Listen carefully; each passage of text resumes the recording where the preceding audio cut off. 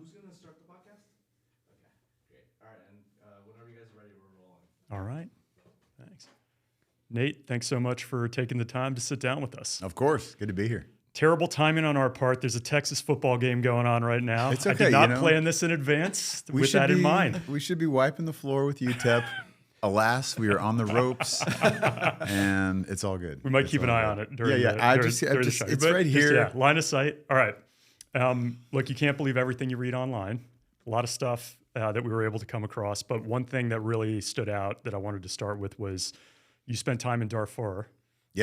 In Sudan before your time in the military, which I would say is pretty rare for people we end up coming across. Yeah. Just love to hear, why were you there? I mean, it honestly kind of led me to the military. It wasn't the only reason I joined, but it definitely played a part. I was 23 years old. This is in 2004, so, I guess 3 years after 9/11. Remember when that happened, I was 20 and I was living in Los Angeles and kind of in my own bubble, running around having a good time, living in a shoebox apartment, just sort of not thinking about the future. But as from that time, from 9/11/01 to almost exactly 3 years later, which is about when I left for the Darfur, I think I just gradually got more and more in this headspace of feeling kind of like I didn't belong in the world. I didn't really play a part. I was purposeless. I just didn't feel like I contributed. Didn't feel like I'd earned the, golden ticket I got as far as just being born in America. Yeah. And kind of just was building and building. And I wasn't good to myself either. I wasn't exercising very much. Didn't have very many meaningful friendships, relationships, stuff like that, just kind of drifting. And I read this Time magazine article about what was going on in the Darfur, in the Sudan. And, at that time, roughly 300,000 people had been killed in this genocide. And it's mostly women and children flooding these refugee camps. And from what I could read, now this is also, yes, we had the internet, but it's a different time. You know what I mean? You couldn't. It was totally different. It was a Time magazine article, and then going to the library and trying to. What's Sudan? Yeah, exactly. Yeah, right. Exactly. Yeah, and trying to figure out, what is going on, what's the actual need, and it turned out there was so many people coming across the border into Chad. The Darfur is on the western region of Sudan, and to the west is the country of Chad. And that's where all the camps were being built, sort of right across the border. And they just weren't able to keep up with the demand, as far as how many, camps they were able to build. They weren't able to staff them very well from what I could read. So I started calling all these NGOs like Doctors Without Borders and Catholic Relief Services, Child Fund, all of them that I discovered were out there, and I said, hey, I want to volunteer. I'll fly myself over there. I'm not looking for a scholarship or anything like that. And they were like, well, you don't have a college degree. You don't have any special skills. It's not that simple. It's complicated. It's also, it's essentially right next to a war zone. Sure. So I do get it. Liability. Yeah, exactly. Yeah. So that was the big fear. And because it was a dangerous place, and I didn't realize, probably because I hadn't yet served in the military and understanding how complicated and dangerous those places can be, you know what I mean? And, sure. But also I was just a bit idealistic, and I really felt this pull like I hadn't felt before of I need to go do this. I didn't realize that pull was service essentially. But that's what it was. And I just was I didn't want to take no for an answer. I think in the past I would have been well, I guess that's just the way it is. So I can't do that. And I was no, there's gotta be a way. So I just bought a plane ticket, flew over there, kind of talked my way onto a UN flight, and got out to the camps and got interrogated, and then was put to work though for I had a 60-day visa, so it was just 2 months, but it certainly changed my life, and it is the reason I joined the military. So straight up just bought a flight. Not even Google flights at this point, right? No. But AAA. I went to the AAA. Did you? Yes. You're do you guys have flights to Sudan? Yeah. How did that conversation go? Where they're hey, my insurance is great, this and that. Hey, do you have any flights to a war zone, please? Yeah, right? exactly. Well, I went in, she was I remember the woman, she was very nice. She didn't really ask me why I wanted to go. Maybe she should have. But it was also, I was flying into Chad. The capital of Chad is N'Djamena. It starts with a In N'Djamena. Like N, Is that how you pronounce it? N'Djamena? Okay. Maybe they just say it so Yeah. fast I didn't hear the N, but to them it was always sounded like N'Djamena, but it probably is N'Djamena. But that's so, which is very far from the actual Darfur. I mean, it's a 2.5-hour flight, 20-hour drive through the desert, so it's not close to it. But you could apply for a visa to Chad. You couldn't travel to Sudan. That was not an option, at least flying in there, you know. So, and that's where the sort of all the organizations, all those NGOs were posted up, you know, in Chad. So I was like, well, I'll just get there. And once I'm there and I talk to people and they realize I'm here to help, they got to put me to work. And that is essentially what happened. It wasn't that simple, but Right. It took a couple of days. I had to go like register with the local police, which was an experience for sure. And then, but yeah, initially I got to the airport in the capital, which was, you know, the smallest airport you can imagine in America. They did have a little blacktop strip out there for the big, you know, Air France flights to land, but it's a small place and not a lot of English spoken, and you know, predominantly Muslim countries. I'd never been to a place like that, so it was like culture shock, and I was a little, you know, I was a kid, so I was a little, and I'm by myself, so a little nervous, but also excited because I was like, I did it, I'm here, like this is. I'm making it happen. Like I'm doing something with my life, and ended up meeting this guy in the airport that spoke a little bit of English, and he had like this clipboard, like the manifest of who was supposed to get on this UN flight. Of course, I'm not on the manifest, but I just kind of sweet talked him told him why I was there, and maybe told a white lie or two, you know, and ended up getting on the bird and flying out to the camps, and then I actually had to fly back because I didn't have that circulation papers I needed. But I was like now with an organization, like out there, they were like, okay, yeah, we'll definitely put you to work. Like, we're glad you're here. You have to go back to the capital and do it right. But like, yeah, but it was cool. What are you doing when you're in the camp? You cleaning stuff? Are you talking to people? Yeah, I mean. And when do you get interrogated? I get interrogated right away. Like right when we landed out, Abéché was the town near the border where people kind of were distributed out to the camps to work, right? And yeah, I got there and I just sort of, people got off the plane and they all had a contact there that they're meeting on the ground. And Everyone's being picked up with by little yourself. signs, and you're just I'm cruising. by myself. There was a tree, so I went under it because there was some shade. I just went under the tree and I was like, okay, now what do I do? And then I just saw, you know, I kind of watched where people were going, and then I just sort of followed over, and, you know, they're asking for identification or paperwork, which I didn't have.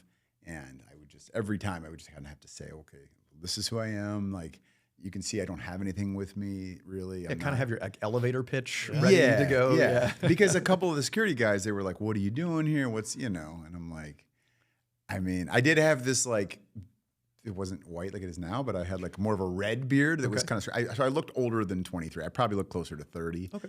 So I think some of them were just like, what is, you know, is this guy, who's he working for? Right. You know what I mean? What agency is he coming from? That kind of vibe. And I was like, dude, I am not that smart. A, B, go through my stuff. I have nothing. Like, and so, yeah. So they did. And eventually I ended up talking to this, he was a Canadian man from Doctors Without Borders. Mm-hmm. And he was like, I mean, he was pissed that I'd gotten through to that place. You know, pissed at the process, not at me. Sure. But it kind of took it out on me a little bit, and, you know, shook me down, and was like, "You don't understand it. Do you realize how dangerous this is and how stupid that is?" And I'm like, I mean, I do, but I'm still here. I'm also 23, right? I'm kind of dangerous and stupid. Exactly. But he ended up helping me a lot. He was the one who sort of got me in contact with the right people. And when I was out there, like literally what I was doing, helping build some of the camps, helping distribute some of the food rations, playing soccer with the kids every day. Like that was a big one because there was so many kids. It's all women and children. The men were off fighting or had been killed already. And, you know, there's just, there's a bunch of young kids with a bunch of energy. Sure. And, you know, the ones that aren't super malnourished and can get out and do stuff, they need to do that. They need to still be kids. Yeah, exactly. And so it was cool. It was like, I was busy, every day. It was like I did feel needed. I also feel like anybody could have done what I was doing, but I think a lot of the people there did appreciate that an American was there, because I didn't meet any other Americans over there. Wow. Because it was colonized by the French, so besides Arabic and some of the tribal languages, I think Sagawa or something like that. I can't remember. French is sort of spoken. Did you speak any French at all? No. No, but most people, we're that country that doesn't speak any other languages. Yeah, And most they know. people, Oh, you're American? Yeah, the French all speak a little English, so that, they, a lot of the people there, I was able to get through it enough. But it was cool because the people that you did meet, even some of the young Sudanese people that had an opportunity to learn some English, when they found out an American was there, they really wanted to, because it's their visions are Hollywood, correct. And which I get. I mean, it still is it's a great place. It's not perfect, but They almost very have like lucky. this idyllic kind of view of America, and I've experienced that as well, where people just like, oh my gosh, America, and they gravitate. Almost, they just want to be in your presence, in your aura, thinking that you can, teach them something or somehow like, drip cool onto them, right? Or pop culture, right? Onto them as well. Yeah, and they, some of them. I remember some of the young men were like, "How do I join the military?" Which was super interesting because I wasn't in the military, but they just want any way they could find to get here. They were in, and I thought that was pretty cool. I definitely developed a sense of patriotism that I didn't really have before over there, which was ironic. Yeah. It's not that I was anti-American or anything, but I think I didn't have military in my family. And in 9/11, certainly I was very inspired by 9/12 and the way that the country generally rebounded with that amount of unity, and that was really cool, watching us come together. But I certainly wasn't, I just didn't really have a lot of perspective. I didn't really understand what it takes to kind of have what we have. And, Well, this interesting segue, because you mentioned something as you were telling this story that surprised me, I guess, because you seem like you've got a ton of entrepreneurial spirit. I mean, you've got Mission 60, you've got connecting veterans and players, which we'll talk about, like helping with Veterans Help Group. But you mentioned like prior to that moment, going into the AAA or whatever it was, you normally would have just been like, no, okay, they said no, I'm out, which actually really surprises me about you. You seem like the kind of guy that would never have taken no for an answer. Did something happen along the way? Yeah, I mean, I guess at some level, maybe I had that in me because of my parents. I was lucky to have two parents that worked extremely hard to get where they got. They both went to, my mom got her PhD, one of the first women in her program at Cal Berkeley in environmental science. And my dad was a racehorse veterinarian, so he went to veterinary school at University of Tennessee, where I was born. And so I definitely had two people that, like two examptions of, not giving up or finding a way, and so I had that, but I also, I don't know. I don't know where the sort of lack of confidence came from, because I had that issue in sports too growing up a lot of times, like I would, I would stress myself out over something that doesn't really matter, games. And then other times be totally fine and kind of rise to the occasion. I don't know why, but sometimes it would like it'd be crippling, the anxiety around, wanting to perform. Yeah. And certainly was able to work through that later in life. But, I think too much I was worried about what other people thought, or kind of letting other people make decisions for me, or if they said this is how it is, then I'm just like, well, I guess that's how it is, instead of like, just trying anyway and finding out for yourself whether it's possible or not. You know what I mean? But how was that conversation? So you mentioned a lot with your parents and having a really good upbringing and positive support network. Was this conversation when you said, "Hey, I want to take off to a war zone, right? And I want to go be able to help." Like, how do you bring that? These up? are some educated folks, too, right? the way Exactly. You Who just described also it. understand the world, right? Who have seen the world, PhD, right? Veterinarian, like you, if I'm not mistaken, right? So, what was that dinner table conversation like? That was a tough one. I mean, it was easier to let them know that I was joining the Army, you know, a couple months later. That was my follow-on question. Sensitized That them was now. easier. The tougher one was Africa, you know, was going there because, I mean, I'd been to backpacking through Central America and Europe. So they know I like to travel and get out there and try to learn and figure out, because I was trying to figure things out. I was just at that age. All my friends that did go to college after high school were like graduating and starting their lives and kind of felt like they knew what they wanted to do. And I just had no clue. You know what I mean? I was interested in all kinds of stuff, but didn't really commit to anything and pursue anything fully. And they I just remember sitting there, my poor mom, I put her through a lot, you know, and she was just like, because the first thing they're probably thinking is, what did we do? Like, how did we create this? How did we mess up along the Probably way? looking at all your He's got like a death wish. I mean, she said those words. She's like, "Do you have a death wish?" And I'm like, "I don't know. I don't want to die. I'm actually terrified of dying. Yeah, like I I don't wanna know what's live." next. Like, Right. you know, it's a scary thing to think about. Just everything ending, and I'm not sure about what no, I don't want to die." And she's like, "Well, it seems like it because like you keep doing these things." Or I hadn't really done anything like that drastic, but I don't know. It just I think I was there first too.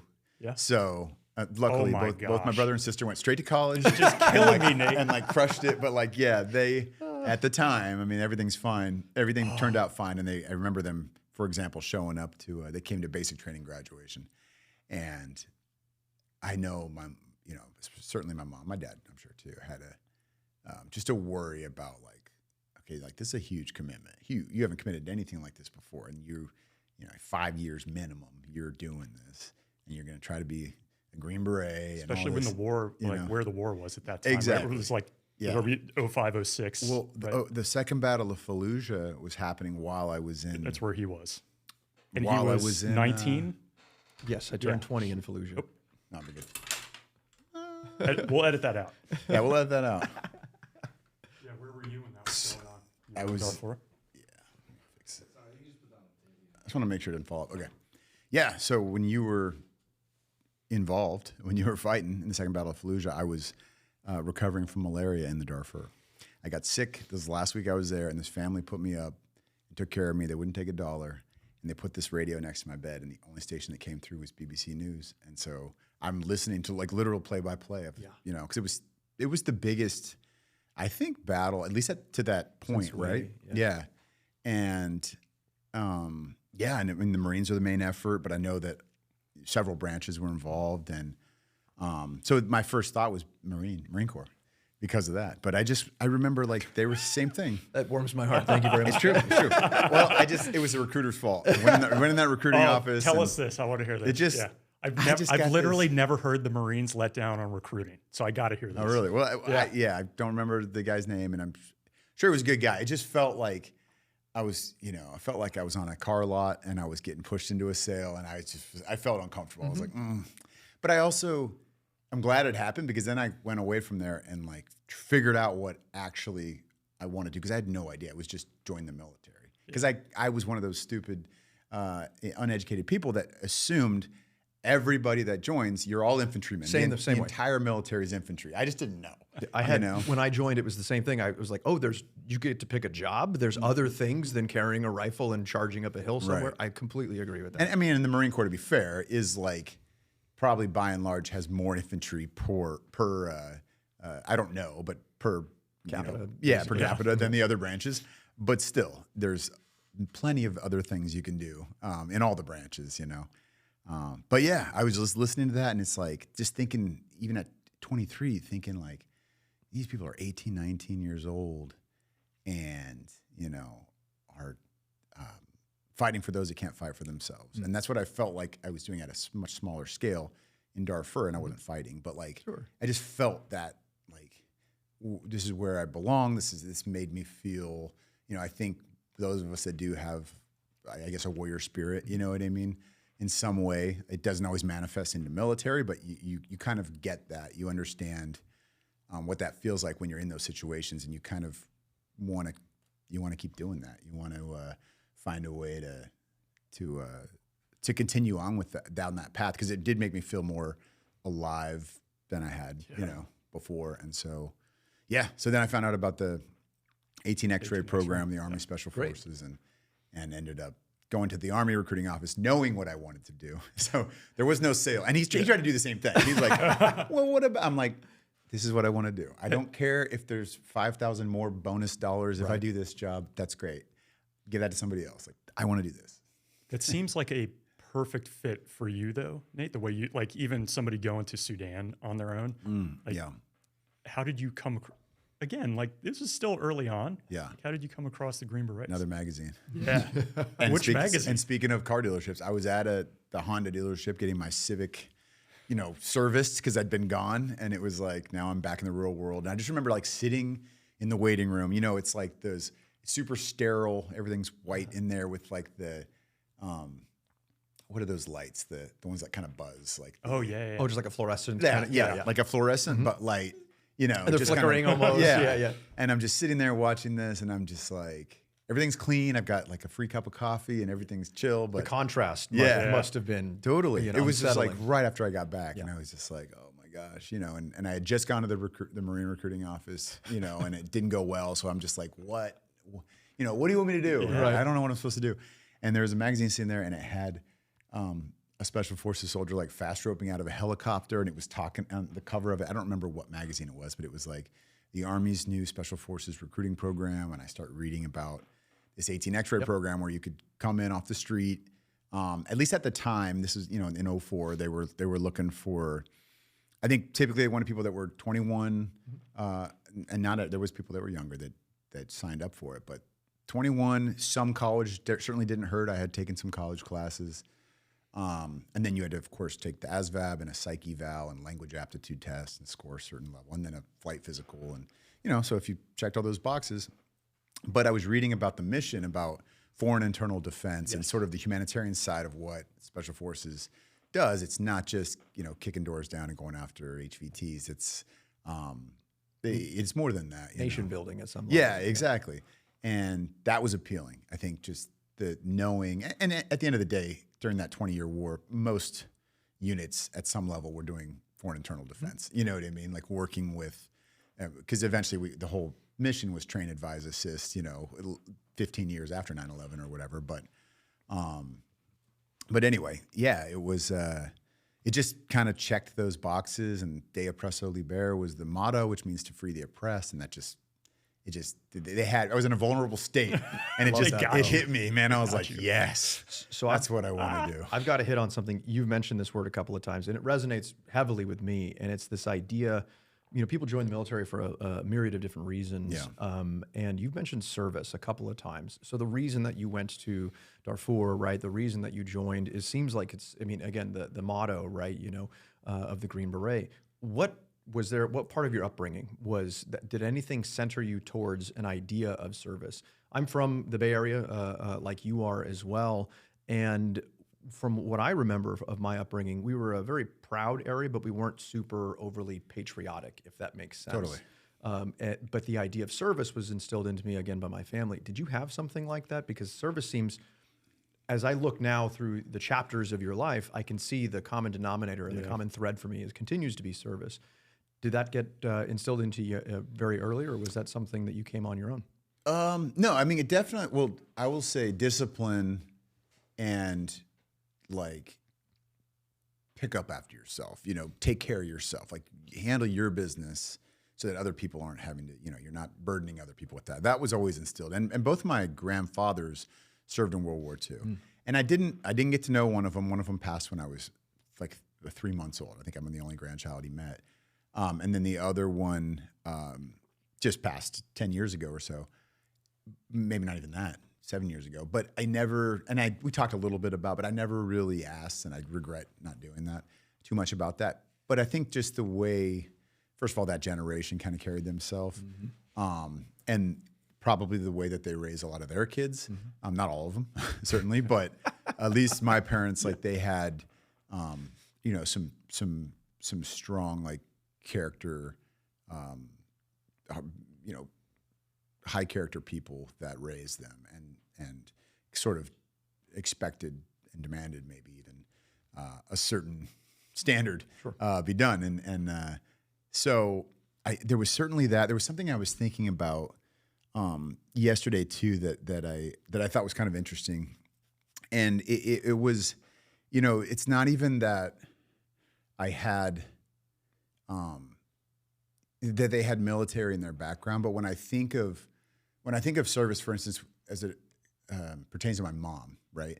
Like, this is a person that, like I said, got a PhD at Cal. So I grew up in El Cerrito, mostly in El Cerrito, right between Berkeley and Richmond.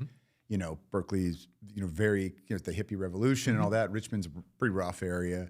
So it was very, kind of interesting and diverse neighborhood, which I appreciated, but not a ton of military. Not a ton of veterans lived there that I know of. I mean, maybe more than I realized, probably Vietnam era. Yeah. But she was the type of person that she's like the sort of poster child in my mind of service, because she worked full time, in a complicated, challenging job. As an engineer, she worked at Oak Ridge National Lab out there, and then she worked at Livermore National Lab in the Bay and Grand Junction National Lab in Colorado. Yeah. And but she also, not that my dad was not helping, he was, but he doing the racehorse veterinarian thing, he was 60, 80 hours a week sometimes. So he was always at the track. It was 7 days a week. They race on Christmas. Every day, yeah. What was the name of the track? Was it Golden Gate? Golden Gate Fields, exactly. Yeah, he worked a little bit helped at Bay Meadows, and he would come down here to Del Mar in the summers for a couple of weeks too, that was fun because we get to come down and visit him. I was there a few weeks ago, as a matter of fact. Beautiful. Incredible to see those. I mean, just the animals are just absolute powerhouse. I mean, just something of like pure beauty of being, honed, and it's just like watching their muscle fibers as they like just strut by. Amazing athletes, like just pound for pound, insane, like, and very intelligent creatures too. Super intelligent, emotionally intelligent, like it's wild. But yeah, so my mom's doing that, but then she's also, there's three of us, and we didn't have a lot when I was growing up. We lived in El Cerrito. It was like a little 2-bedroom house. So me and my brother and sister in 1 bedroom, and just 1 bathroom, and then we eventually moved to Colorado and got a little bigger place, and then came back to California. And, they both worked very hard to get in a more comfortable spot. But, with that, she's like doing that. She was finishing her PhD, and then she went right into work, all the while raising kids. And I can't think of a morning where I woke up and she wasn't like making sure I was like getting ready for whatever I needed to do. You know what I mean? It wasn't like she's in the kitchen, flipping pancakes and like whatever. But if I asked for that, if I wanted, she'd figure it out, or if like, unless I didn't deserve it, you know what I mean? But like, there was never like a wondering if this is going to happen or if like someone's going to pick me up like, it's just on top of everything. So like when I think of service in that way towards her family, while also doing, pursuing her dreams and doing her job and whatever, like she didn't, what she sacrificed was like, didn't have much of a social life, didn't really have a lot of hobbies outside of that because she loved her family that much and she loved what she did, and she just was always serving, at some level. So I definitely had that, and I didn't realize that until way later in life, because you just don't know Sure. when You have no idea. when you're, especially when you're lucky, so lucky to have a 2-parent home like that is working, and both people are working, but still like there's never really there's never really that feeling of absence. I don't know how they did it, but they did it. You're so you don't realize, because you don't know anything, you don't know otherwise. You don't know anything else. I had no other perspective of what that. And you repaid her by going to Sudan, which like I'm sure every mother out there is like, what the? No, I mean, that's what you do though. You rebel. That's what you do. And like, and eventually, all those things they taught me, I think, certainly helped. And I wouldn't have made it through Special Forces training without so many of the lessons and examples that they set forth. And they weren't out there ruck marching or anything like that. But you just that stuff relates. Yeah, I do. So I mean, just talking about selection and whatnot, what group do you end up going to? Or do you enjoy it through this process? You like, this is the place for me? Yeah, let's go do some more land nav. Let's put on this ruck. Yeah. You finding it? Yeah. I mean, I went to first group. I was in Okinawa in 1-1. I was there like 3 months, and the ODA that I was going to was like falling apart. You know, there was like they were doing away with this team, and it wasn't so much the guys on the team. It was just they were restructuring, and this was right around when they were gonna start building a fourth battalion in each group. So what year was things this? were changing. This is in end of 06, early 07. Okay. By the time I got through the queue and everything, it took a couple of years. It's a long, it's a long Yeah, process. yeah, familiar. Yeah, It's yeah. a long process. And so I went there and that was happening. And I was like, man, I just was chomping at the bit, I wanted to go to Iraq or Afghanistan like everybody pretty much did. And anybody in SF anyway, for the most part, everyone's looking for a deployment. They want to go do what they were trained to do and be of service. And so then it was like, well, now I'm going to go to this other team. And we're going to go to the Philippines for a year. And I was like, oh man, I don't know. I don't want to do Just this. sort of pee down there, or Yeah. Yeah. It would have been technically a combat deployment. It was OEFP. because what the they're calling it. Moro Islamic Liberation Federation Yeah. in the area. Yeah. right? And it was down in, I think The we were going MILF. to be, The we were MILF, gonna yeah. be in, yeah.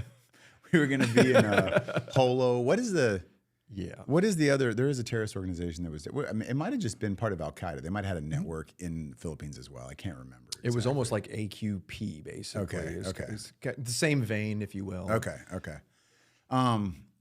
But nevertheless, I mean, maybe if I probably would have been more interested in it if I'd already had at least one rotation in Iraq or Afghanistan. Kind of knew what to expect, but I was just like, oh man, I don't want to do that. So then we won't get too much into this, but there was another elite unit that I went to go try out for, and I got selected, but I had no combat experience. I had no real experience. So I got to go through the training course there and learned a ton.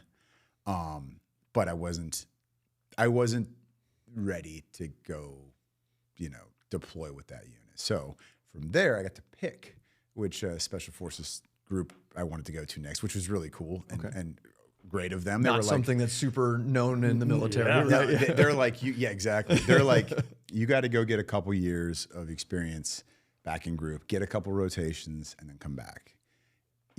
And so I went to 10th grade. I picked 10th group because Fort Carson was a really, really nice base, and I got put on a Halo team. Oh yeah. Not like the Marine base, like all your bases are nice. Yeah, right. That's a great one in the Army. Yeah. It is beautiful. I mean, it's right there at Cheyenne Mountain and Pikes Peak in the background, and it's Halo pretty cool. team, that's cool. Yeah, and it was a Halo team, and then it was our PT would go, we'd go mountain bike, up and like do it. It was fun. It was a good time. But also, this team was going to, I think in the next 2 or 3 months, they were going to Iraq. So it was like, we're going to put you on this team and go do that. And so that's what I did. So really 10th group. And so now at this point, I'd been in the Army, almost 3 years and still hadn't deployed. A lot of training. The cool part about that also, though, is once I got to that team, even though I'm the new guy, and in a sense, straight out of the course, not just the Q course, though. I got some other specialized training that included a lot more, CQB and range time.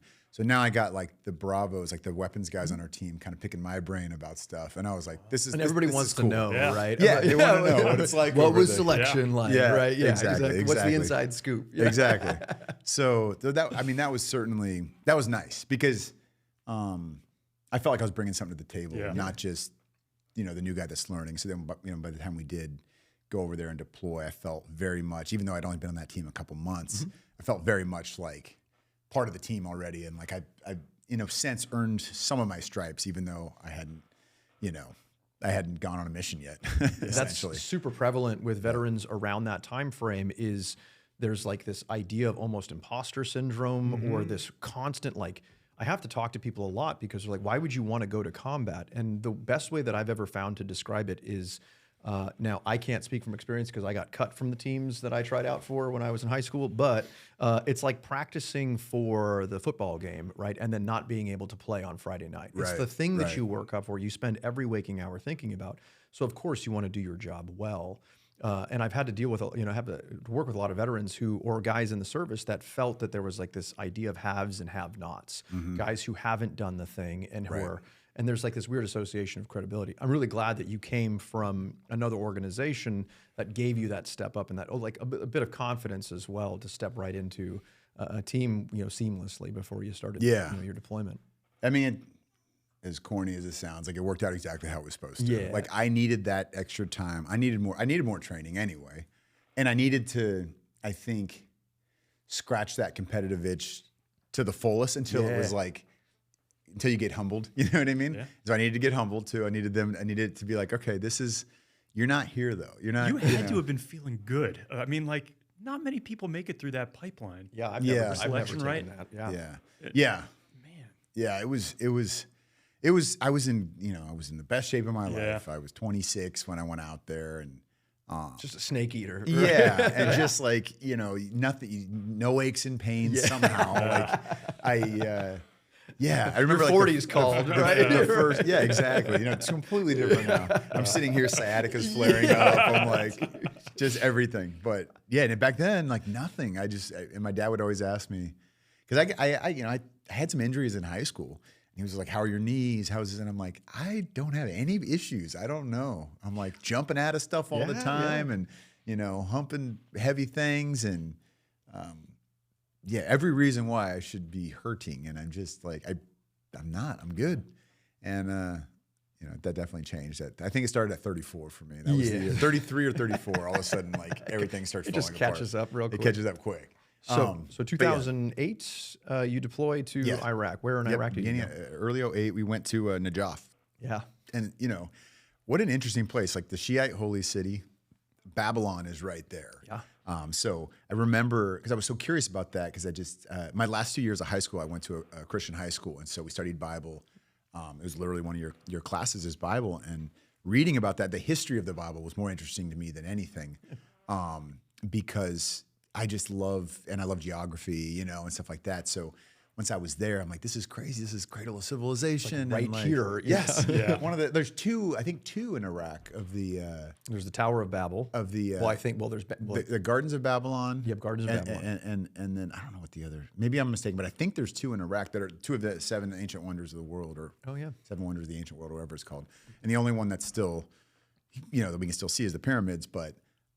I'm like, this is crazy. The Tigris and Euphrates, the Fertile Crescent, all this stuff. I was like, this is super interesting.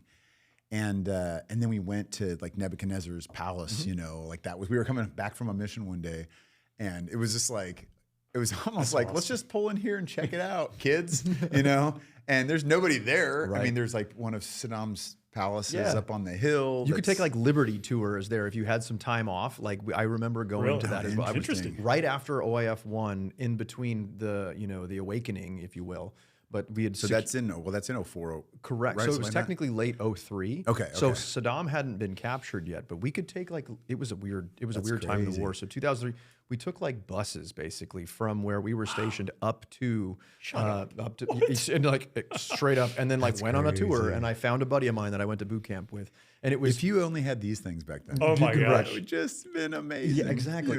And I redeploy back to the United States in like September of 03. And then the awakening begins, right? And so then the insurgency picks up, and then all bets are off, right? So none of that stuff really existed anymore. But I have a picture of me with like the ancient lions and the blue tile and all this kind of stuff in the city. Well, excuse me. Yeah. There's that that statue outside of the lion mauling. I think it's supposed to be a Jew. I really do. We're gonna edit that part out. No, it's true. I mean, I think that's what it's supposed to be. It's an old Islamic statue, and there was the saddle on the lion was solid gold. It's gone. Somebody obviously took it. But there was, and it was. I don't remember how old it was, but it'd been there for. It wasn't as old as Nebuchadnezzar's palace, but it'd been there for a long time, I think. And that was just like, super interesting to like see that stuff and walk through. There was, I mean, granted, this is 08, so it's much later than it's 5 years after. And it was pretty much like kind of blocked off and whatever, but we just went anyway. But you definitely weren't supposed to at the time. Yeah. Rules don't seem to be a thing. Rules. Yeah, suggestions. Yeah, suggestions. But yeah, it was it was just a cool place to be stationed. Oh, also the biggest cemetery in the world is in I didn't know that. Najoth. That's huge. It's like the size of friggin' San Diego. Really? I mean, not really, but like it is very big. You driving around, it takes forever. I mean, Really? it's literally Father Abraham is buried there, and all these like historical and biblical characters that a lot of the religions celebrate, as part of their history, are buried there. And so there was actually a really big there was a firefight right before we got there. The Marines were involved. I think 4 Marines were killed in the cemetery, and so after that, they were like, all right, we really got to be, because this is also a time when we're trying to hand things off to the provincial governors to sort of dictate, which was complicated. The foreign policy and very corrupt at times. kind of mess that we were dealing with in that time frame. I remember I think that this is my own personal opinion, but I think that it's like we entered into the war not knowing how to end it. And then we kind of just lingered for a long time is what it really felt like. And we're like, oh crap, what do we do now? Is what it felt like from my perspective, at least. Yeah, no, that's fair. I mean, I don't disagree. I very uneducated on most of it, but I do have my feelings on maybe not how we would have ended it, but maintained at least a little bit of what we were trying to build by keeping a few hundred soft guys out there. Sure, That's especially Green Berets, right? This is your bread and butter, right? And they want to be there anyway. Yeah. It's like, they're like, we got to get them home. And they're just like, no, we'd rather be, this is what we signed up to do. Yeah, Like, let us try to see if we can see this thing through and build something. And if it doesn't work, okay. But like, don't just, anyway. Yeah. It's political. It's Sure. always political. It's It very happens, different. yeah. But you're right. I mean, there wasn't, I think that's pretty accurate. There wasn't exactly we didn't know what winning even really looked like. You know what I mean? We could get a strategic victory, right? And we could take, or a tactical victory. But when it came to like this, large macro kind of thing, I wasn't in the rooms when these decisions were being made. I was, a dude on the ground, handling it. But I completely agree with that. Well, much later in 2013, I did just like a 3.5 month rotation at Camp Integrity out in Kabul. Okay. And there's a lot of stars on shoulders, right? And stuff like that. So I was just a combat taxi driver. You know what I mean? I was driving people to meetings, really, to key leader engagements, and some of the top key leaders in the country. Mm-hmm. And I was privy to, just being in that ops center every day waiting for, a time to go drive around another general or dignitary or whatever. And just kind of hearing and observing like being a fly on the wall almost. Totally. And it was like Fascinating. everybody's doing everything they can, but to your point, it was like, and they all kind of knew like but it's just whack-a-mole. Like, yes, we're going to get this guy on the deck of cards or whatever, but then there's going to be a new jack of hearts, or whatever. Someone fleets up, right? Exactly. And it's not going to stop. We're not really gaining tons of ground here. We're doing the right thing as best as we can. But like, what is the real plan? Like, how are we going to kind of get over the top? And anytime there was ideas like that, maybe it involved more loss of life than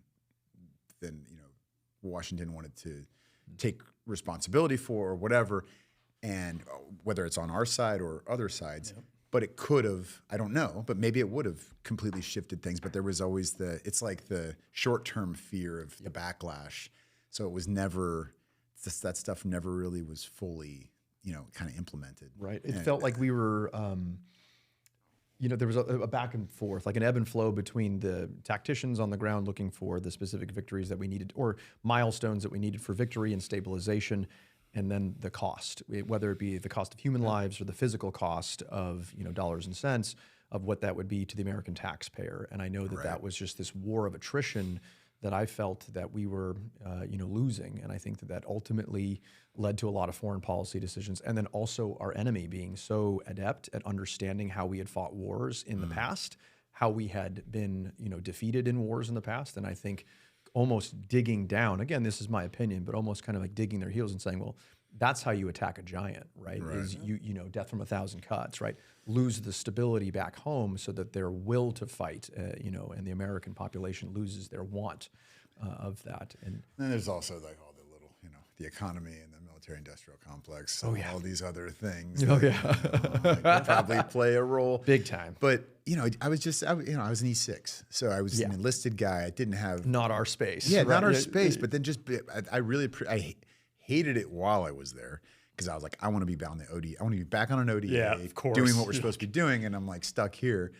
But there was a lot of value in that, I think, and kind of just learning and seeing. And you know, I just remember being, for instance, I remember like when Bergdahl happened. I was in country. I was in country, you know, and it was like all over the, you know, it's all over the airwaves, and everybody's talking about it. And later, I'm glad that it all came out, like what was actually going on and how frustrating it was for a lot of people, and the resources dedicated to that, and the loss of life. You know, it was really frustrating. But it's like, it just shows how powerful like media and optics are over what you're actually doing and what's maybe the most important thing. Not that we shouldn't get our guy back, no matter what they did, right or wrong. Like, you get them out, you bring them home, like, for sure. But at the same time, it was like, you know, at what cost? And like, what are we doing? And there's a lot of that amongst the enlisted guys throughout when you're on those missions. Like, what are we doing? Why are we doing this? A lack of don't context understand. is So, I mean, AJ, as I think, obviously we've had your story on here, and like you're a Marine rifleman, sniper, you're recon eventually. Like, I was terrible at all of those, by the way. Yeah. But you're going in, you're knocking on doors and taking HVTs and taking ground. Like, I think of Green Berets as what you were describing earlier, Nate, like this force enabler, force multiplier. When you're getting into your first rotation, like, what is your first mission like? Is it what you expected? Is it completely different? Oh man, well, honestly, the very first mission was because I was part of the Advon team, so I got there a few weeks before, not the rest of the team, but most of our team. I think I went out there with maybe just our team sergeant and captain, and because I was a new guy, I was a young guy, so it's like, and I was single. Pretty much everybody else on my team. That's generally the deciding factor on things like that. We've talked about this. Pretty much everybody else on the team had mama. I've done a lot of duty because I was single. Right? Yeah, a lot of like Christmas duty. Exactly. Right? So it's like, come on, dude.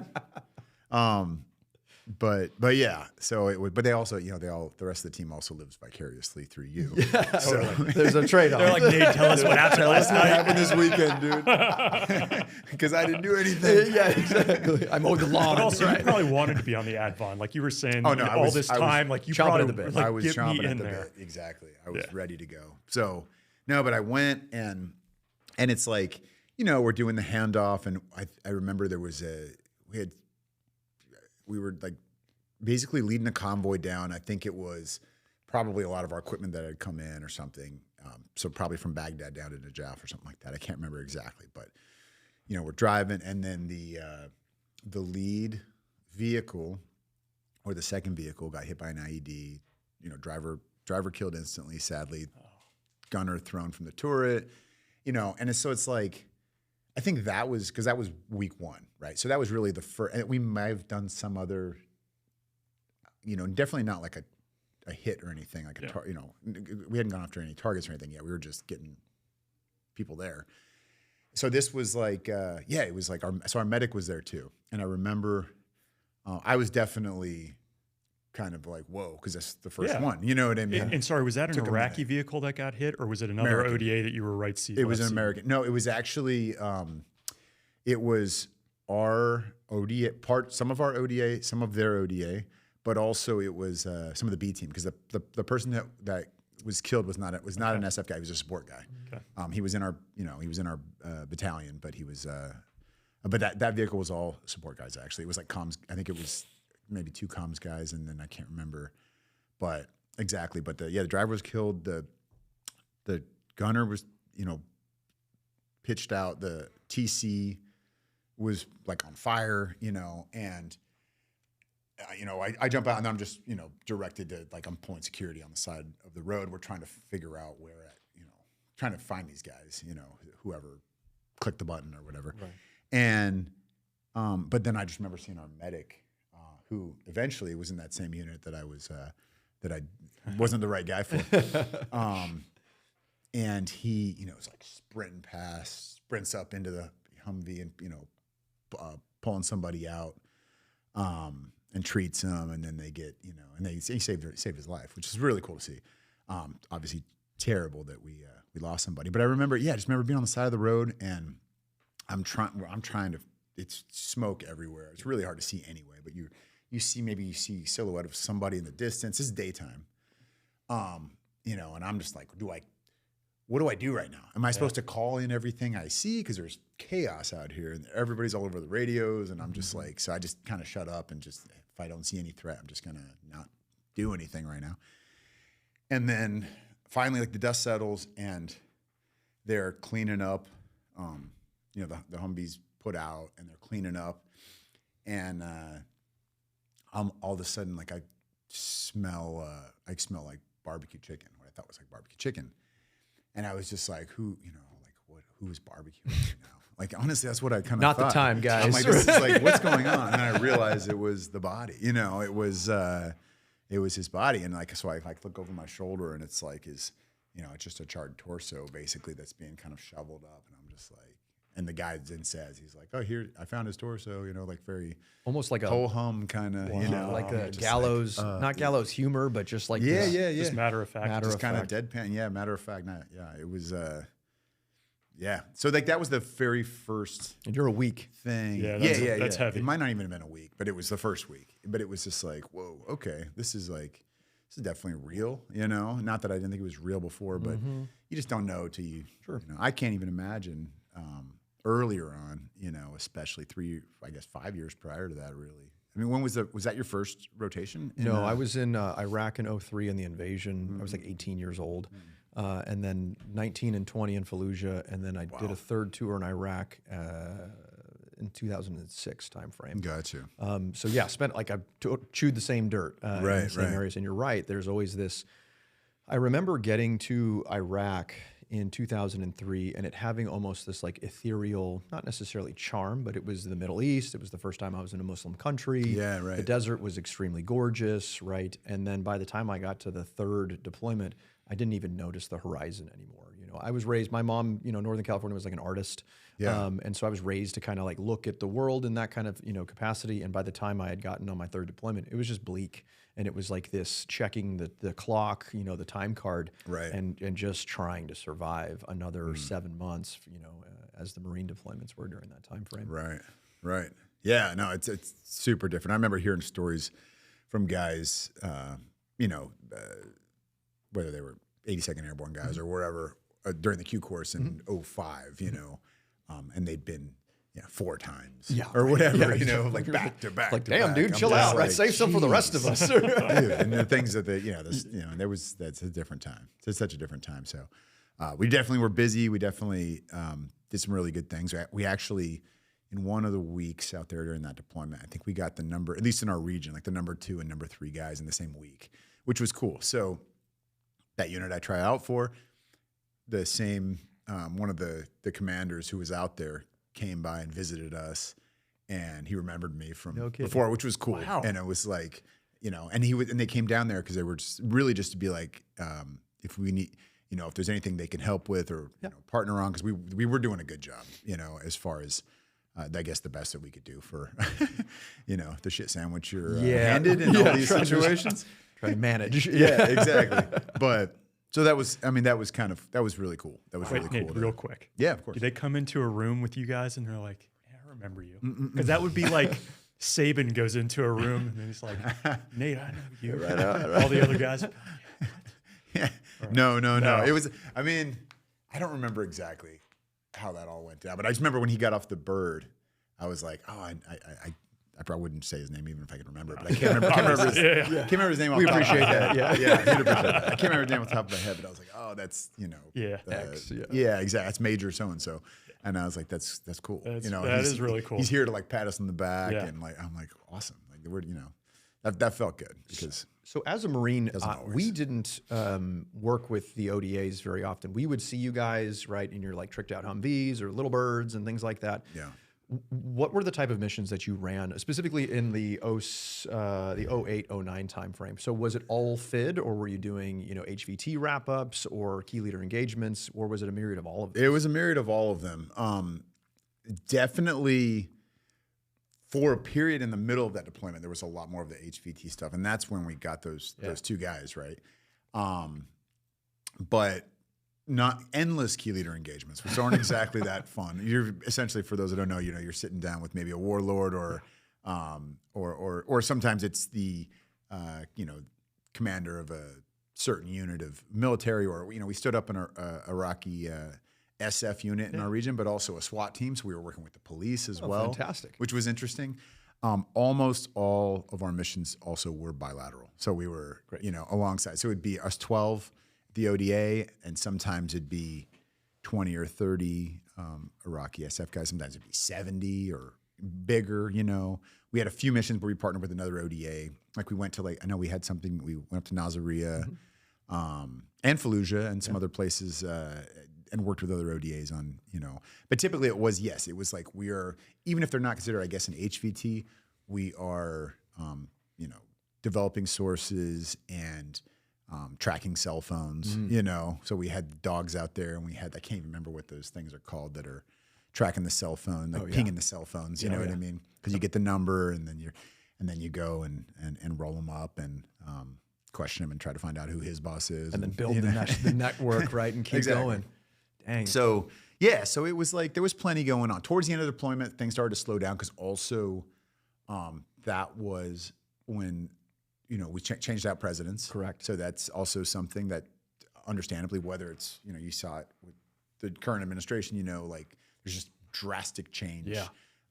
Whether you agree with it or not, you know, not for me to say, but that happens. That is definitely felt on a deployment as well. Especially when you were there, right? I mean, like November of 2008, right? We have now moved from, and part of Obama's policy that he ran on was drawdown, was pulling us out of not just a two-front war, but both wars. And then ironically, he gets into the job, gets a lot of the briefs, and then Afghan starts to pick up, you know, drastically. Right. Exactly. Yeah. So that was kind of the end of most, I would say, I guess, offensive operations in Iraq. Not the end, but the dwindling down for sure. Because I remember the last month or so I was there, it was almost like a pause. I mean, I felt bad for the next ODA coming in because like we're handing that off now, and they're just like kind of hamstrung a little bit, you know, and they can't. And they're like in this waiting game, like what's foreign policy going to be? Totally. So we're like, not my problem. Just here's all the targets. You Hope won't you go get to after. handle it. Yeah. But you just know they're in this area. Good luck, man. Yeah. No. So that was. And they were watching the election as much as we were. Totally. Right? Yeah, oh, absolutely. totally. But yeah, it was. So that was really but to your point, yeah, all of those things. And I like doing all those things. And a lot of training. We were training, like I said, we stood up that. One of the coolest moments was holding a selection for these Iraqi soldiers, and they all had to volunteer to be there. There was not. We made sure we worked with their commanders, and we're like, we don't want you to just make a list and send us these people. We want them. They have to apply. You know, just like we did. You know. Because we want people that want to be here and want to do this, and they understand like we're gonna, you know, some of the stuff will be dangerous, of course. And they probably didn't pay him any extra. It's probably just a point of pride. Yeah. But that was cool because some of those guys, I remember when they graduated, you know, he gave them a piece of paper with a stamp on it, and they're like in tears. They're so proud because they'd never. That's awesome. You know, and they had to go through it. The selection was obviously shorter and not, but we put them through it. Like we didn't make it easy. Like we were, you know, running them hard and like doing the whole gig pit stuff, you know, and like the whole thing. Sorry, what is that? Just getting them out in the sand, hosing them down, and they're just like, you know, push-ups and flutter kicks. And they call it a gig pit? We don't do that in the aviation world, just in case people had these things called the gig pits. And, the aviation realm's more like ice cream sundaes. Yeah, right. The old World War II barracks at Fort Bragg is where you had it's called Special Operations Preparatory Course. It might be called something different now, but it was a month long. Before the 18 X-rays went to selection, you had to pass that, and the attrition rate was higher there than the X-rays in selection. So it was smart because the Army shouldn't be wasting time and money on guys that are going to quit. You just can't do it. You know what I mean? You just can't do it. So they, instead it's like, well, they'll get through basic and airborne. We'll go there. We'll just hose them down. Literally. Yeah. They're not going to sleep very much. It's going to be a really shitty month. It's like their version of wet and sandy. Yeah. Exactly. Right? Exactly. And sugar. You're just Sugar a cookie. sugar cookie all day long, and you're miserable. And I guess depending on the time of year, it was in the middle of summer for me, so it was just crazy. I just remember I had heat rash and all these things, But really, just for that one, they weren't crazy about the time standards on. I mean, we were doing land nav and all that, but it was just like we're just going to see who's going to quit. Yeah. It was just Just a suck who's going to fest. quit. Yeah, Because there was guys that were slogging through that and not doing well, but they just didn't quit. And by the time they got to selection, they figured a few things out and maybe got a little bit stronger and better at land nav or whatever it was. Yeah. And then they made it through selection and went on to be, Green Berets. So it was really just, it was just the gig pit was that. So we did that with these guys. I love hearing that these guys were tough. Oh. Like I think They most were into people it, wouldn't man. expect that, right? Totally. I didn't expect that because you hear the stories and granted there are also, sadly, guys that are not only dirty, will turn on us, right? And it's rare, but it does happen. But there's a lot of people a lot of those guys there, they don't want to be there. They don't want to be doing that job. But we were fortunate to. It's nice seeing people have a love of their country and an ownership and taking ownership. Yeah. When we would do any kind of, it wasn't really much of our specific job when we were there, but we would see that a lot of the SEAL teams were nested with us. And so SEAL teams had some FID requirements as well. Right.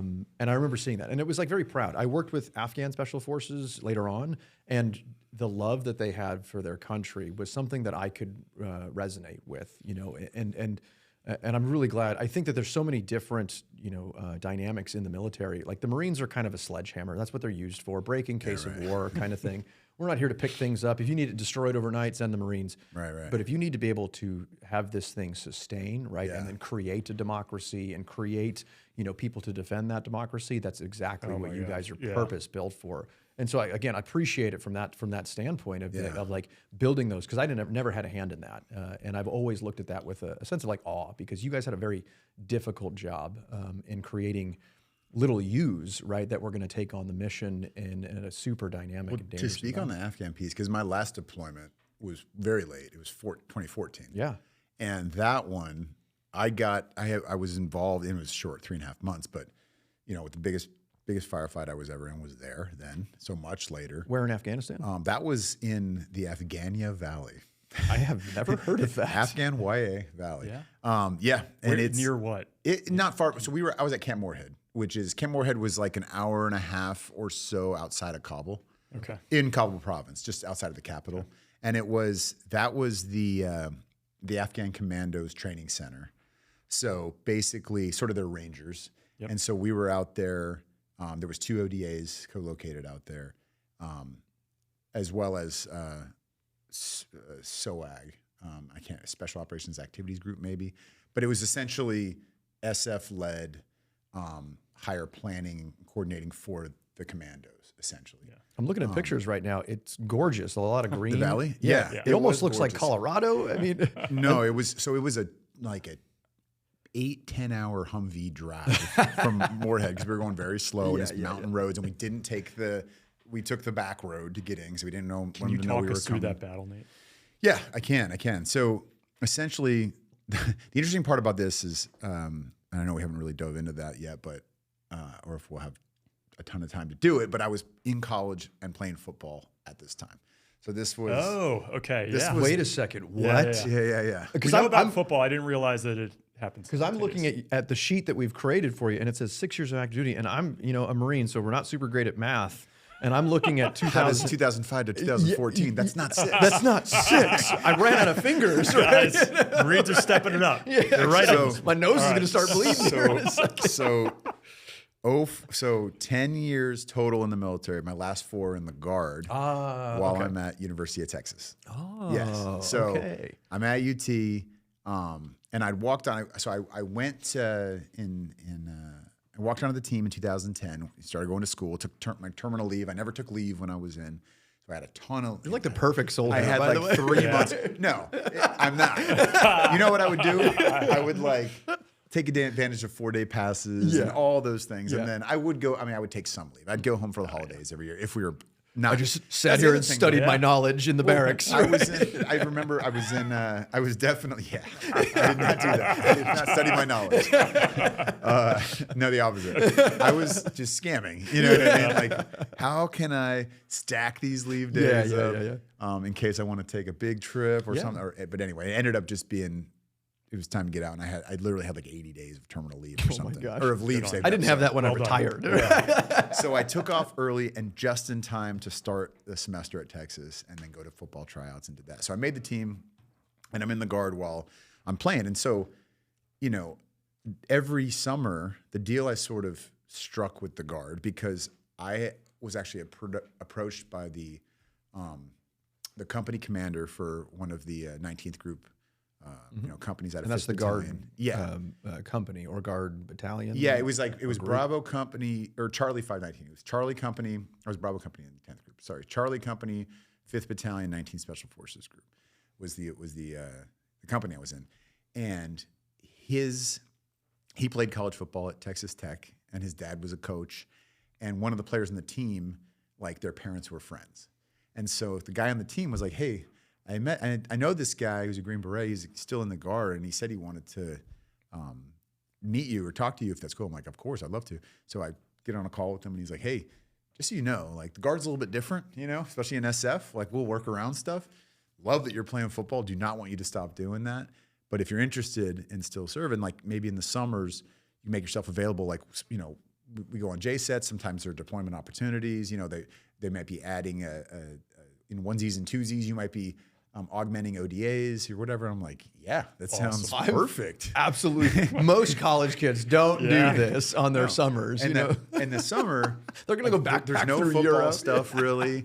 There's no school. It's humid in Austin. Yeah. I'm like, this is perfect. Like, you know, my internship's going to be in Yeah. Afghanistan. So yeah, I got. What I did was the first year I went to Bulgaria. The second year I went to Greece. And then before my junior and senior years, I went to Afghanistan 2 more times. And that first one was the one I was talking about at Camp Integrity in Kabul, where it was like, you know, combat Shuttling taxi people, driver. yeah, Yeah, shuttling SD people. kind of Sure, thing, yeah. Exactly. And then, now, which was crazy. I mean, that whole deployment was actually crazy. There was like Camp Eggers got attacked. We had a attack at the Kabul airport. Obviously not the big one that happened, you know, in the fall in 2021, but yeah, big. I don't know if you guys remember this in 13. There was a big like attack on the Kabul airport there, and a bunch of Afghans were killed, and a few. I think at least 1 or 2 Americans were killed as It was well. relatively coordinated because Leatherneck was attacked. Exactly. Their airfield was attacked as well. Yep. I mean, so they saw our center of gravity, and the center of gravity being our aviation assets, both the Army and Navy and Marines, and then absolutely went for our jugular in that, trying to stop that. Right. So Integrity was right next to the airport. So we were like, I mean, I was up in one of the crow's nests, essentially like watching this and waiting because we could see from way far away some of our guys engaged with theirs and take out their whoever they were. I don't even remember. Right. Out of this building, and then, but the expectation or the thought was that there would be more coming, but they didn't really know what that camp was. Yeah. You know what I mean? They didn't know who was there. Okay. Because there was,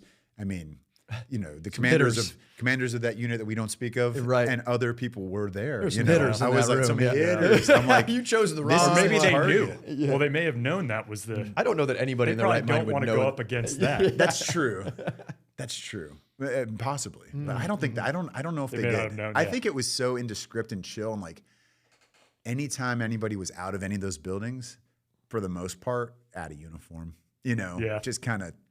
You knew. You would know, or it's yeah. just camis with the brown t-shirt or Clean, something. yeah. Just like it looked more like to me. It looked like this is this is a comms, big communication center, which is also strategic, but not necessarily have that kind of brass there. What is that? What's it called underground? The skiff. Oh yeah, the skiff. You're in the skiff. You're just like, dang, the who's who is down here. Who's who killing bitches, right? Yeah, exactly. I'm like wandering the halls. Exactly.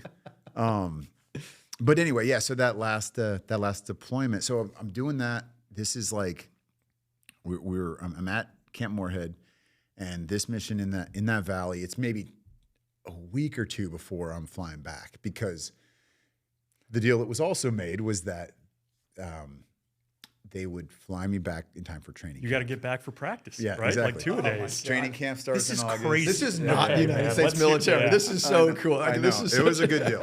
It didn't hurt. I will say it did not hurt that Admiral McCraven went to Texas. Yeah.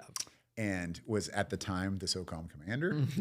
So he came to a game when I was playing, and I was already in the Guard, but it was before I'd gone to Afghanistan those 2 times. He came to a game in the locker room. We won, thank God. Afterwards, he spoke to the team before the game, and he was just like, "What are you up to? What are you doing this summer?" And I was like, I would like this is what I would like to do, sir. But I'm down for whatever. You're standing like parade rest as a college student. What's going on? Yeah. And so anyway, he was just like, we want you to keep playing football. He's like, it's good for, and he said it was, and I appreciate this without me being much of a poster child. He's like, it is good For sure. for the Guard, and it's cool to show that like you can do these things too, and it's true. Like you can do a lot of things and still serve in the Guard, and so that was sort of the. That's awesome. That You was guys sort are of up the deal. 27-10. AJ's got it. I've got the score. You guys are good. 27-10 with a minute 27. 20 left. You're good. That's not very impressive. You guys can still snatch defeat from the jaws of victory. Don't say that. 27-10. Oh man, this is gonna be a rough year. No, you got it. You year. got it. You got it. We got this week. It's gonna be a rough right. season. Okay. That's all I'm Yeah, saying. you guys have Sam Houston coming up, and then Texas. We should be okay Or sorry, then there. Florida, excuse me. But then we got the gauntlet after that. It's like Florida. Nah, Florida's OU, terrible. That's my Georgia. team. They're terrible this year. I don't They're know. good. They lost to USF. All right, let's get back to this Okay, story. sorry. Back to our regularly scheduled Yeah. program here. So we go out on this deal, and it's like, a week or 2 before my flight back. It's just literally the last mission I went on, and we go out. I'm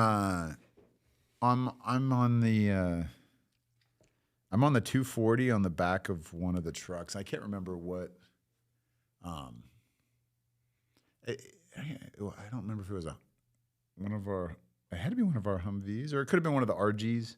They had those RG-33s and like the MATVs or whatever they call them later on. I can't remember because we had a mix of vehicles for these things, and we were also obviously going out with the Afghan commandos and all that. But anyway, we're pulling in as we're like coming into the village, and we could see leading up to it. We're all on comms listening, and they had at least 30 or something military-age males that were amassing in this building. So they knew we were coming. They've got tipped off, and we're driving, so we're not. We had some fly-in missions before, but this was not one of those places they wanted to fly into. And there had been reports for a long time that like a lot of HVTs were sort of bedding down there because it was kind of a safe haven. People weren't going up there. It's hard to get to, and it's not very strategic for us, And so anyway, we pull in. We're getting mortared, and like all this stuff's going on. And Daytime. Middle of the day, Jeez. middle of the day. Yeah, I know, crazy. And I'm on the, or initially I'm in one of the vehicles, and I think one of our Terps was on the 240. I know you're not supposed to do that stuff, but we always do. I mean, he was a good Terp. He was. He actually moved.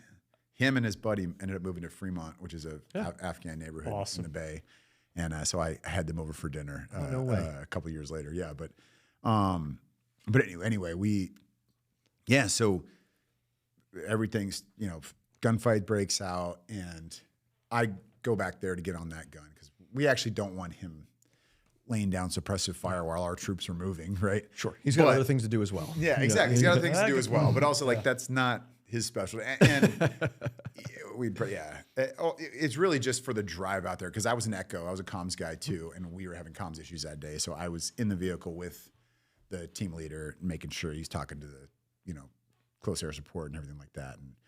And anyway, so then that's all going on. And then some of our guys dismount with the Afghan commandos, and they're trying to, clear the area and eventually get to that building. And anyway, their Afghan commander, the captain, is walking between vehicles trying to like command and control a bit, but they don't have the same communication capabilities that we have. It's a very difficult job. And he was just sort of in the open, and I knew there was a sniper because I could see from the turret or the, what do you call it? Is that called a turret? And like basically like in a mosque. Building? Oh, Yeah, you know what I'm minaret? talking Like a about? minaret. Yeah, minaret. Thank you, not a turret. Like a minaret. I could see sniper fire because it was just like a muzzle flash and like one, ever so often. And then once in a while I could hear it either snap over my head or like hit the vehicle or something like that. And he hit the captain like right in the neck. It was a great shot. It was not close. It was very far away. But he hit him in the neck, and so he dropped. And our team sergeant and one of our other commo guys like dragged him behind the Humvee that I was laying down suppressive fire from, and tried to treat him. Unfortunately, lost his life. And then they I mean, it was overall, except for that, like mission success. It ended with the A-10s coming in and just finishing off anything that was left. But all those people that had massed, in this building and were sort of waiting for us were, eliminated essentially. And and like a week later, I'm flying back to Austin to play football. It was weird. So I was speaking with a gentleman yesterday who was Marine Special Operations, and he had to call in the Air Force A-10s. Can you describe A-10s? For me, it's one of my favorite airplanes in the entire arsenal that we have. Can you describe what that was like? I mean, it is like they're terrifying, even though they're on your team. You know what I mean? Like, because I mean, they are moving fast, and those guns, it's the sound is like this. Wah, it doesn't sound like gunfire, but the rate of speed that those things are firing and the amount of damage they do in one sweep is crazy, like crazy. I mean, they just will, an entire blocks can be gone. You know what I mean? But so it's also like a good feeling knowing that you have that on your team. You know what I mean? But it's like, it's crazy. It was like that was the closest I'd ever been to them. I'd had them, I'd seen them before, and I'd had, been involved in stuff where I was much further away, but this was, I know it was further than this, but it felt like it was 100 yards. It felt like it was right there. Geez. Like a football field away. And they're ripping depleted uranium rounds. Low, exactly. Everything's exploding. It is crazy. It is it's an intense feeling. It is. And I felt the elation when we have aerial ordnance come over. It was almost like vindication, because sometimes I think we get stuck, especially if there's a sniper or something like that, and then you have this like hand of God to come down and just decimate anything in front of you. Yeah, exactly. Did you find anything like that? So the only thing that I can ever equate, and I'm doing both a disservice by trying to create this metaphor, but the only thing I could ever equate is watching like a Brian Urlacher, right? As like an A-10, right? Coming down and just nailing something, right? Like that's what it just feels like, is like this big brother that kind of comes in. Did you ever experience anything like that in sports, like that kind of feeling when I know that, because I want to get into your sports, in your absolutely incredible journey through that. Did you ever experience anything that was specifically like an A-10 coming in over your shoulder and blasting somebody? Oh man, I mean, I got blasted, certainly not A-10 level, but I definitely got rocked a few times. I'm not the biggest guy in the world, and the college athletes are still pretty good athletes, and, some big dudes.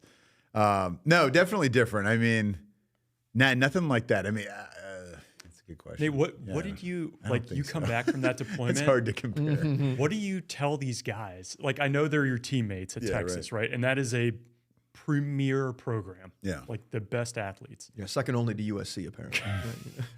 What do you, like, they're like, hey, what'd you do this summer, man? You're like, oh, I was just in this gunfight. Like, Can they relate? I didn't really tell them much about that. I didn't talk much about it at all for, and not because it was like bothered me. I just was, I Yeah. don't know. I just didn't really talk much about it.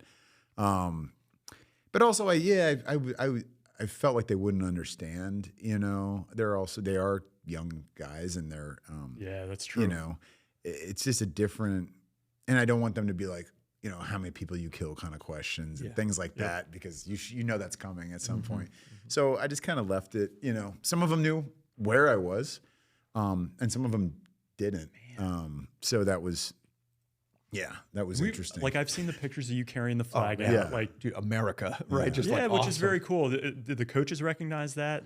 Oh yeah, I mean, service and they and I get will it. say, like, everybody on the team knew I was They in the knew, military, okay. and they knew what unit I was in, and they definitely were, by and large, very respectful. And like, you know, I'm sure. you know, a lot of Yeah. them being Texas, a lot of them had, you know, parents that served. A lot of them, Oh, that's cool. you know, Yeah. so that was really common. And so yeah, it was. You know, it was always just weird, and it wasn't just the football locker room; it was college. You know, going to class, and like, I'm just like.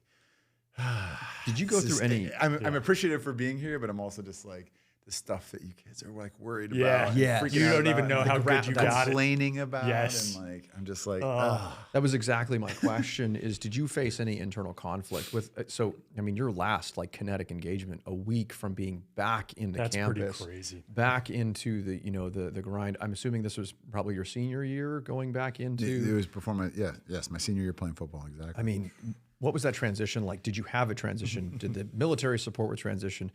Because watching somebody get shot in the neck and then die, and then a week later, you know, having a liberal arts class or whatever it was, right? Is I can only imagine the juxtaposition between the two. Yeah, and How it did you was cope? also like, I mean, I lived off campus. You know, the dorms. I was too old. It would just been weird. Yeah. But during training camp that year, we stayed in the dorms during training camp because we had new coach coming in, and they were trying to make some changes. And so that was my first time staying in the dorms. So I went from the barracks in Afghanistan to this dorm situation, and this is August, so it's before most of the students are back. It wasn't a co-ed dorm or anything like that, but it was definitely strange. You know, I'm in this like bunk bed with this 19-year-old kid. You know, yeah, and it's like I just remember everything is so clean and green, and it was a very strange thing, and I just going back to the football field after that. It's not that it's petty, but it was kind of, I guess. Yeah. It was a little. It's just a Like little lower it's a little weird. stakes, maybe. Yeah, lower stakes. I mean, like you still don't want to let people down, and like it matters to these people. Texas, or in Texas, football is crazy, obviously, right? And I do love sports, and it does bring people together. I think there's a lot of good, but the things that we complain about. I mean, I'm doing it right now as I'm complaining about the performance on the field of our football team. But like, you know what I'm saying? sure, yeah. But so like it's Expectations. and it's whatever your reality is. That's just their reality is like the biggest thing they're involved in is playing football, and so it does matter, and coaches are trying to keep their jobs, and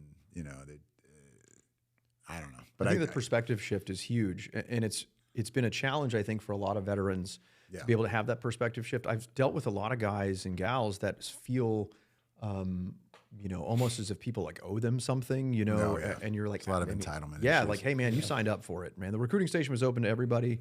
A few people signed up for it, but I don't think the American public owes you anything other than, I think to live their own, lives. And it's hard to have those conversations as well when, the biggest thing is, the grocery list that night and people are stressing out Nate, over that. can I ask you to just jump on this? Like, a lot of this is possible because of Veterans Help Group, right? Like they've kind of made a lot of this possible. I understand you would use them. Like, can you just share some of what you went through with them and that's your a own great transition? point. I mean, I was lucky to have football to help me transition, right? As far as back That's into interesting. the social world, I Yeah. think, or the reintegrate, I guess, to society. That certainly helped because I had a new purpose and a mission, and like it was generally fun and something. It was like a childhood dream I was kind of living out, and had that opportunity with the Seahawks and Pete Carroll, so. Conflicted relationship with Pete man, Carroll here we as a go. 49er fan, Love it. right? But I definitely, it's something I did not do and did not handle. And I was my going to the VA, and doing that stuff because I'd been to the VA a couple times and I just bad It can be tough. experiences. Can And be, it's just yeah. like, you just go in there, everybody's depressed. It's like the one in LA anyway, at least at the time, I haven't been back to that one in a long time, but it was the way I described it to people. I was like, it's like a cross between a homeless shelter and the DMV. Like that's what it felt like. Dude, and I'm like, that is the most perfect description. you know what I I've mean? tried. Sad, but true. I was like, this is just, it's so depressing. And it was like, I was like, this is not worth it. Like, I'm fine. I'm fine. And this is right around when I started, or maybe even a hair before I started having some of the issues, things starting to hurt. And like, Yeah. what's this from? What's that from? And I knew I needed to do it, to do my, do a disability claim, do all that stuff. I knew it was smart to do because the issues probably aren't going to stop. And I didn't even know about Veterans Help Group. I didn't know that kind of stuff was possible. I kind of just thought you had to do it on your own. Yeah, of course. And eventually I got connected to somebody and she was very nice and she helped me through it. But what I had to do was I essentially had to pay up front a good amount of money for how much I had, which wasn't much, to get second opinions, to get checked out by other doctors outside of the VA. So because there was quite a bit of, there are people there that they use sometimes outside of the VA as well that are contracted by them. And I don't exactly know, but I would imagine if everything's okay with you, it looks better on them and maybe they'll continue to render services. So it's smart to kind of do that stuff on your own, or at least have somebody that knows how to navigate the process advocating for you. And I did not. And so it took a very long time and it cost me a lot of money and eventually got done. And then I meet Veterans Help Group afterwards. So I'm glad that I ended up going through that. But if I would have only known, because of the way that they operate is there's no cost to the veteran up front. Like all they do is they work on this case and they take a percentage of back pay. So they're not taking anything that you now rate moving forward. It is yours. It is for the veteran. And so just like any, like a legal team should work if they're, working for you and there's a case to be had. That's how they operate. And it's just people that understand the legal process and understand the disability process and all the things and the VA process, which I still am baffled by. I still don't understand how it works. It's very complicated. So yeah, so definitely, I now advocate for Veterans Help Group because I've got to meet some of those people, and it was just something I didn't have access to at the time. And so I finished all of that. For me, it took several years, and I finished it during COVID. COVID was one of those times where a lot of things were shut down. I'm like, all right, what do I need to take care of? It's like a reset. Yeah, for me. And that was one of those things. And I invested more money into it, but it ended up finally working out. It was 5 years and expensive. So, if only I had met the Veterans Help Group folks, but I definitely am a big advocate for what they're doing now because it's important. And I know we're running out of time, but you have several initiatives running, Nate. Like you've got Mission 60, you've got, and please tell us which ones we should really kind of dive into. But I love this idea of bringing the vets together with players. Like you're one of the few who's bridged both of those audiences or those communities. Yeah, I mean, almost every organization I'm involved in has that connection, the veterans and the players, at some level. So MVP, which I co-founded, stands for Merging Vets and Players, and it's a nonprofit. We bring together vets and athletes and help them with that transition, help them with things like, look, we don't do what Veterans Help Group does, but we can help steer people in that direction so they get the right resources that they need. But really what MVP does is we meet up in the gym. We have chapters all over the country, and we're actually going to open one in San Diego soon as well. But we started in LA, we're in Vegas, Chicago, Atlanta, New York, Seattle, Dallas, Phoenix, soon to be DC, soon to be Austin. Awesome. We've already started working there. Yeah. We had an event in Columbus recently. Jacksonville is one of our newer chapters. So we're continuing to grow and build. And we meet up in the gym every week, and we train for about 45 minutes. And it's something that's challenging, but anybody can kind of do, no matter what your physical condition and shape is, and we'll adjust it to make sure that can happen. And then we huddle up afterwards on whether it's a wrestling mat or the floor, whatever. And it's just peer-to-peer open forum, air out your stuff. If you got stuff you need to talk about or let off your chest, or something you're struggling with, or things you need help with, ideas, thoughts, and open to athletes as well, because those two professions very similar. Like, of course, the battlefield and the ball field are totally different. We would never compare war to sports, but the locker room's super similar. The identity with the uniform. Competing at an elite level, like sacrifice, different kind of sacrifice, but you have to make a lot of sacrifice to become a professional athlete, no matter how talented you are. And then when those careers typically end in your 30s, at least the level you want it to be at. Maybe you can keep serving, and the analogy I often make is like, people are like, well, you can be in the military for a lot longer. I'm like, and no one's cutting you. I'm like, yeah, but you usually, now you have to go teach in the schoolhouse. So you're not coaching, or you're now. That's a great point. You're now you're in the front office now. You're not on the field. You're not anymore, on the field. Yeah, Interesting. So it's like it is similar in that way, and the athletes can struggle more with it, and like an injury or not that veterans don't get injured, but an injury or the next guy that is just a little bit cheaper and maybe a hair faster than you taking your job, and all of a sudden it's over. We don't have that as much in the military, but of course it can end in an instant, like 100%. And all of a sudden it's like, you weren't thinking about plan B. You weren't planning for the future because you got to put all your energy into like plan A, and staying on top of your game. And so I was speaking with a good friend of mine. He's with SEAL Team 5. I was speaking with him on the way down today, and I was describing your nonprofit and the idea. Like, I struggled. I retired a couple of years ago. And I was, I stopped being a Force Recon Marine probably, now 10 years ago. And then I retired. I spent my entire adult life, more time alive as a Marine than I was not a Marine. Right. And then all of a sudden it was done.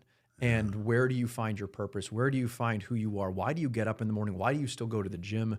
And I completely resonate with the idea of the same thing as an athlete, right? We've seen a number of athletes that have struggled, who have work towards their entire, life towards something, and all of a sudden it sunsets on them, like you said, very early. I was 39 when I retired, and you're like, well, what's the next chapter? Well, I haven't been planning for the next chapter because all I spent my entire life was trying to be as good, as professional, as survivable as this thing. Yeah. And then the music just stops. Right.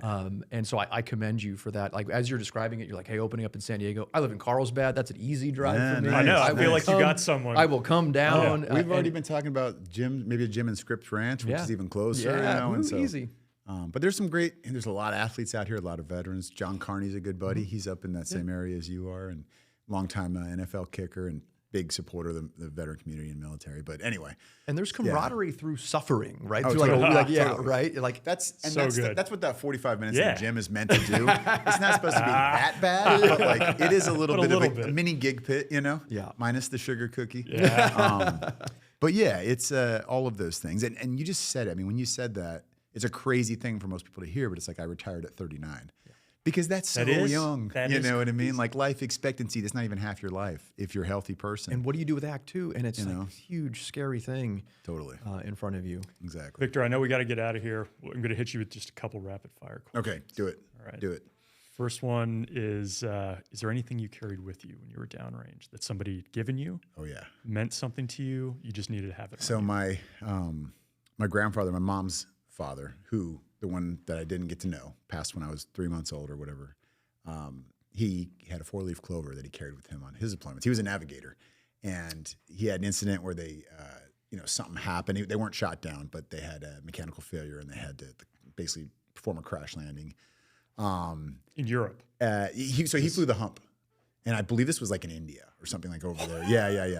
What? So like, yeah. So they that happened, survived it, and there was an article about it in like the local paper in back in Denver or whatever, and about this 4-leaf clover that he had. And my aunt, after my grandmother had passed away, they were going through the house and getting ready to sell it and all that, and they're going through all this stuff. And she found this old article in this 4-leaf clover. And I had just joined the military not long before. So before even my first deployment, I got to bring that. So Awesome. I had the 4-leaf clover on my person. Would Yes. you, where would you wear it? It was in my BDUs, like in Yeah, one of the in the pockets. chest pocket. Yeah, And exactly. what was it in, like a case? It or had something? it was in a little it was like flattened? like a little plastic baggie kind of thing, and then with the article around it, and then I protected it. I had some like an envelope and some You still got it? Oh yeah. I still got it. That's yeah, super not on me right now, but I do still own that. So that was the thing. All right. Yeah. I was also a long snapper in college. Oh, I nice. played at Georgetown, so I didn't play at Texas. Hey, Did you do that's a field goals and smart punts? school. Yes. All right, I love it. Yeah. Okay. Yeah. All right. You want to get the So my question is a little bit more. We're going to edit this section out here. I'll give you a chance of 2 questions. Either one of them you can kind of go with. Okay. My own personal piece is that I think that a lot of young men and young women are looking for examples of who to be like in their life. There is nobody on the face of the earth that could ever say that you are not a man, that you have not defined yourself as masculine, that you have not done all of the things that every little boy wishes they could have done. What would you describe are the tenets of masculinity in your own words? Oh man, that's a great question. I think one that really sticks out to me and doesn't sound masculine in the general sense of the word, of course, is vulnerability though. And I don't just mean be in touch with your feelings. I just mean be brutally honest, with yourself and with other people about where you're at. And if things aren't going so great, it is a strong thing to let go of that ego and ask for help, and reach out to somebody. Because how manly does it feel when you're on the other side of that, and somebody needs your help and they call on you, especially if it's someone you care about, like you're there, you know what I mean, in an instant. So I think that's a big one, just genuine vulnerability. And I think that's a great leadership trait too. When I've had leaders Totally agree. that have just been like, hey, when they take the responsibility, even if it's not your fault and everybody knows it, and you just do that, man, I want to follow you. I'll follow you anywhere. And I love that. But when they did make a mistake and it was their fault, owning that with just in the most genuine, honest, and clear way, and never putting it on anybody else, and always deflecting credit and all that stuff. I love that. I love experiencing that. And I think vulnerable leaders that are just honest with this is where we're at. I'm not sugarcoating it, but this is where I think we can go, and this is how I think we can do it. I think that's a very masculine trait. No notes. That was That was great. fantastic. I really appreciate that. Thank you. Thank you so much for taking the time to sit this down was great. with It Ryan. was super fun, man. Yeah, very fun. Yeah, this is. I really appreciate what you're doing. Again, Yeah, you are being true. vulnerable, right? You're putting yourself out into a number of spaces and talking about your experience, and then also this idea of service and drawing people back together. I think we need a lot more of that in this world, and anything that we can do to help uplift you and put you in a place where you can microphone that to the rest of the world, we will be your advocates. How do people find you online, Nate? Oh yeah. Well, And your programs? yeah, vetsandplayers.org for emerging vets and players. Also part of Water Boys, a clean water project. I saw that. Brought me back to Africa, which is really cool. So we take groups of veterans and athletes up and climb Mount Kilimanjaro every year and raise money for clean water wells. It's really, really cool program. So that's waterboys.org /Kili, Kili, for that program. And yeah, on social media at Nate Boyer 37, and used to have a website, and I do not anymore. The last one I'll say is a quick shout out to 8 Primal. It's a meat company we saw started that. out in Texas. Yeah, so check out 8primal.com. It's all the meat is born bred, butchered, packed and shipped from family farms in Texas. So trying to keep it local and support the local farmers, and make sure that once again that transparency and vulnerability, And of accountability. meat as well, Yeah. and accountability. Yeah. Thanks so much, Nate. This is a blast. Thank you man. guys. Thank you so much. My honor. Thank you. All right. Thanks, Victor, for letting us roll over here. Natalie's gonna kill me. I'm sorry, man. No, you're good. You're good. Hey, they It's not won. your fault.